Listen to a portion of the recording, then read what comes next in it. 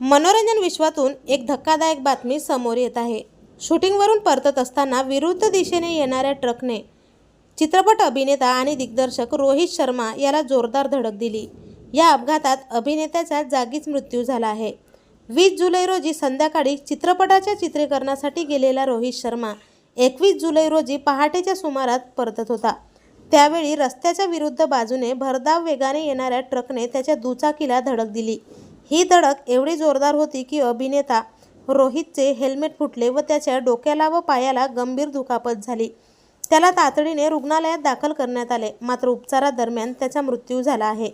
या अपघातानंतर ट्रक चालक घटनास्थळावरून फरार झाला।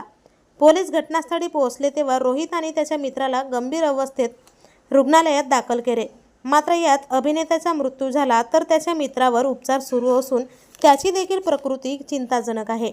पोलीस या प्रकरणाचा तपास करत असून ट्रकचा नंबर ओळखण्यात यश आले आहे। अभिनेत्याचा मृतदेह त्यांच्या कुटुंबियांच्या ताब्यात देण्यात आला आहे। रोहितच्या मृत्यूने सिनेविश्वाला मोठा धक्का बसला आहे। रोहितने आजवर अनेक चित्रपटात व मालिकेत सर्वोत्तम भूमिका साकारल्या होत्या। तर आपल्या वायन मराठी न्यूजतर्फे या दिग्गज अभिनेत्याला भावपूर्ण श्रद्धांजली।